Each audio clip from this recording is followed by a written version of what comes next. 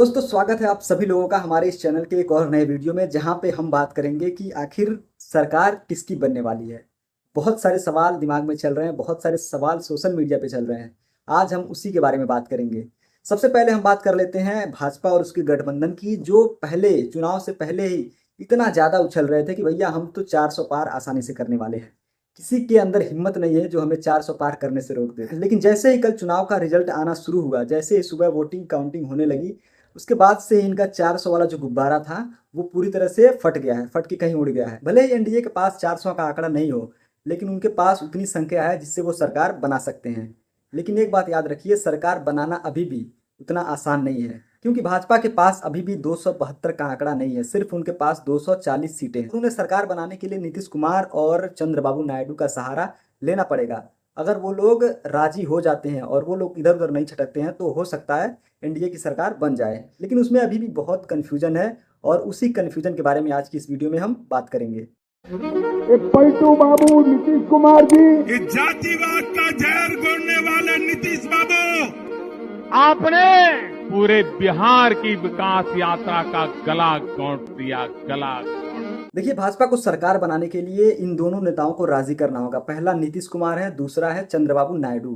तो चलिए हम सबसे पहले बात करते हैं नीतीश कुमार की, क्योंकि नीतीश कुमार एक ऐसे नेता हैं, जब इंडिया गठबंधन की शुरुआत हुई थी तो इंडिया गठबंधन को लीड करने वाले जो नेता थे वो थे नीतीश कुमार। लेकिन जब प्रधानमंत्री मोदी और उनकी एजेंसियों का दबाव उन पर पड़ा तो वो इंडिया गठबंधन को छोड़ के एनडीए के साथ चले गए। तो अभी जो तस्वीरें निकल के सामने आ रही हैं, अभी जो कई सारी तस्वीरें सोशल मीडिया पे चल रही है नीतीश कुमार और तेजस्वी यादव की, उसे देख के तो प्रधानमंत्री मोदी को चिंता हो ही गई होगी, कहीं नीतीश कुमार के अंदर से वो पुरानी इंडिया वाली फीलिंग न जाग जाए और वो हमारा साथ छोड़ के इंडिया गठबंधन के साथ न चले जाएं।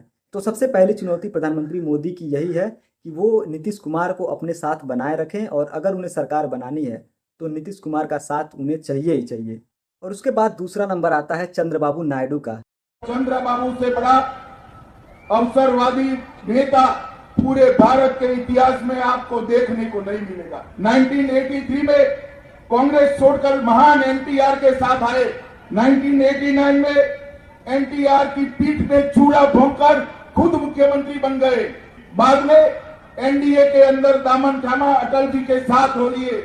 जैसे ही एनडीए सत्ता के बाहर हुई, एनडीए से अलग हो गए।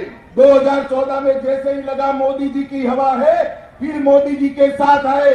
2019 में लगा कि जनता खिलाफ हो गई है, सिंपैथी लेने के लिए, नाटक करने के लिए नरेंद्र मोदी जी का भी साथ छोड़ दिया। मित्रों, इनके मन में है कि चुनाव के बाद मोदी जी की सरकार आएगी तो फिर से एनडीए में चले जाएंगे। चंद्रबाबू जी, एनडीए के दरवाजे आपके लिए हमेशा के लिए बंद हो चुके हैं। याद रखिए, चंद्रबाबू नायडू कोई अपनी मर्जी से एनडीए में शामिल नहीं हुए हैं, उन्हें भी ईडी और सीबीआई के दबाव से ही एनडीए में शामिल किया गया था। ये वही चंद्रबाबू नायडू हैं जो पहले कांग्रेस के साथ हुआ करते थे। जब ईडी और सीबीआई ने इनके ऊपर दबाव डाला तो ये एनडीए के साथ शामिल हो गए, उनके पास कोई ऑप्शन था ही नहीं। तो भाजपा को डर इस बात का है कि कहीं चंद्रबाबू नायडू भी ना बीजेपी को छोड़ के इंडिया गठबंधन के साथ चले जाएं, क्योंकि चंद्रबाबू नायडू के ऊपर बहुत सारे एलिगेशन लगाए थे अमित शाह ने, नरेंद्र मोदी ने, और हो सकता है कि चंद्रबाबू नायडू उसी अपमान का बदला लेने के लिए इंडिया गठबंधन के साथ जुड़ जाएं। और अगर चंद्रबाबू नायडू और नीतीश कुमार एनडीए छोड़ते हैं तब तो प्रधानमंत्री मोदी जी के लिए मुश्किल हो जाएगी। अगर ये दोनों नेता अलग होते हैं तो प्रधानमंत्री मोदी की सत्ता का जो घमंड है वो चूर चूर हो जाएगा। और हो सकता है कि ऐसा कुछ हमें देखने को मिले, क्योंकि हमारे देश की राजनीति काफ़ी ज़्यादा इधर उधर हो गई है। कोई सीबीआई ईडी के डर से, कोई जेल जाने के डर से एनडीए में शामिल हुआ है। तो अगर ये लोग एनडीए को छोड़ते हैं तो ये तय है कि इंडिया की सरकार बननी है और भाजपा की सरकार गिरनी है।